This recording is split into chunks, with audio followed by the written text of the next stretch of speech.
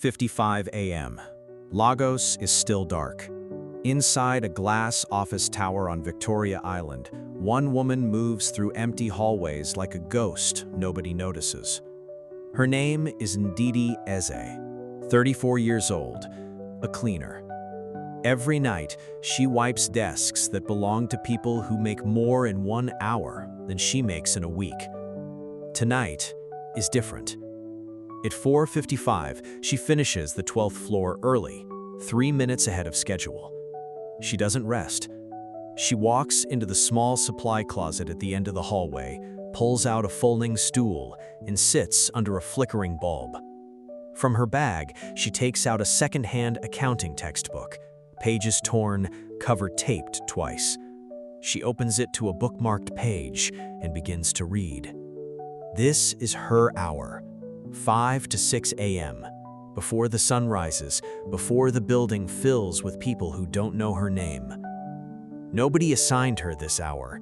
She built it herself, out of exhaustion, out of stolen minutes, out of refusing to disappear into her own life. 3 years ago, Ndidi's husband left. No warning, no note, just an empty side of the bed and 2 children asking where their father went. She took the only job she could find fast enough, cleaning offices at night, raising kids by day, sleeping in fragments. But 4 months ago, something shifted. She stood in an elevator, mop in hand, and watched a young woman step in wearing a blazer, holding a laptop bag, talking about quarterly reports. That woman looked at Ndidi the way people look at furniture. Ndidi didn't feel angry. She felt something worse. Invisible. That night, she made a decision nobody witnessed. 1 hour, every single day, no matter how tired, no matter how impossible, she would study bookkeeping, not because someone told her to, because she refused to spend the rest of her life being looked through. Her coworkers laughed when they found her with the textbook. "You think numbers will save you, Ndidi?" She said nothing. She just kept reading. But tonight, at 4:57 a.m., something happens that she never saw coming. A folded piece of paper slides under the supply closet door. She freezes. No one else should be on this floor. The cleaning crew clocked out an hour ago. Security doesn't do rounds until 6. She stares at the paper for 3 full seconds before picking it up. It's not a note, it's a printed memo. Company letterhead, half crumpled, like someone tossed it out and it slid instead of landing in the trash bin outside. Junior bookkeeping assistant, internal posting, accounts department. Her hands go still. She doesn't know if someone left it on purpose or if the wind from the hallway vent just carried it under the door. She never finds out. It doesn't matter.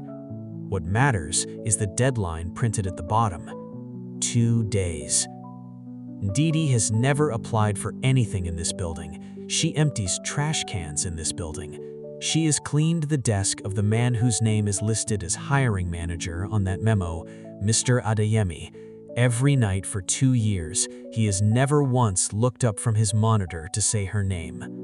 She folds the paper, tucks it into her textbook, and finishes her shift like nothing happened. But she doesn't apply the next day. Fear gets there first. Who applies for an office job while holding a mop? They'll laugh. Adeyemi will laugh. She goes home, feeds her children, sleeps 4 hours, comes back that night, and sits in the closet again.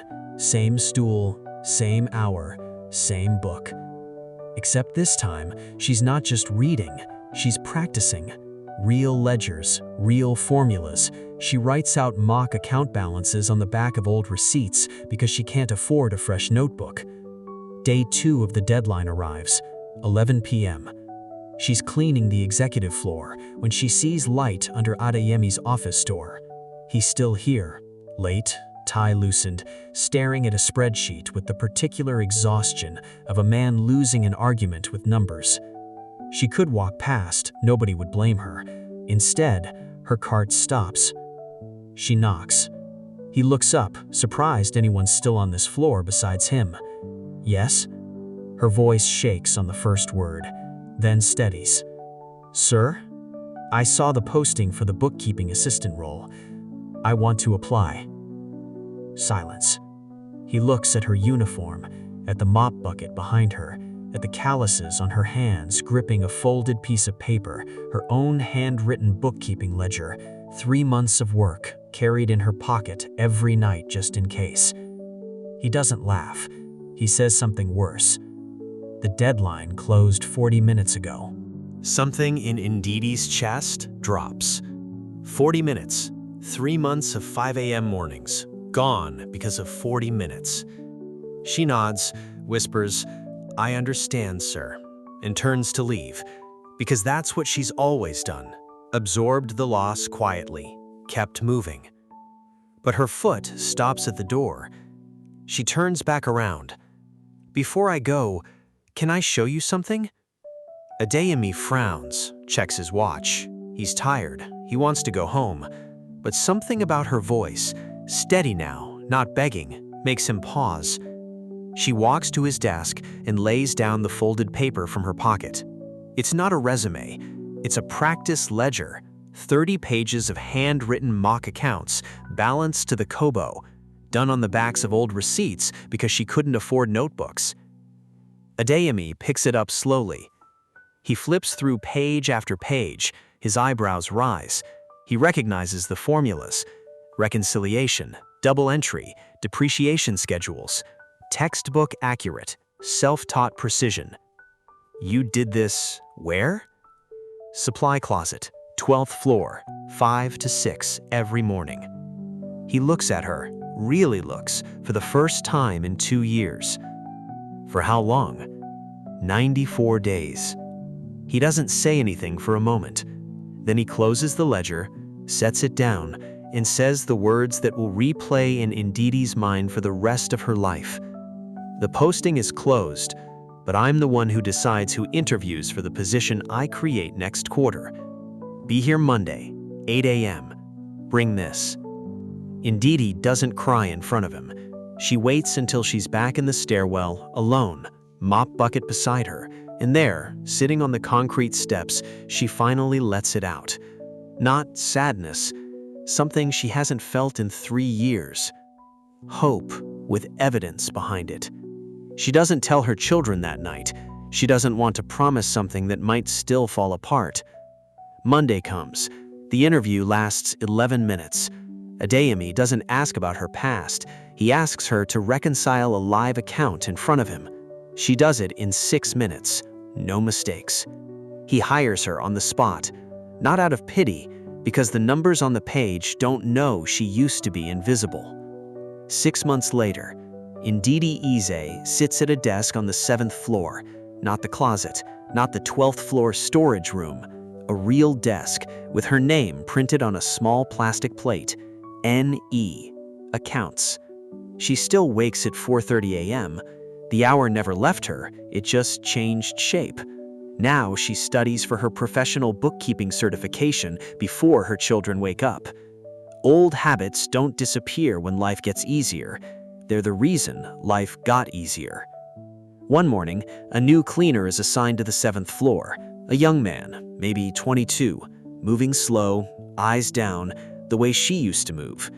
He empties her trash bin without looking at her, just like she used to be looked past. Ndidi stops typing. "What's your name?"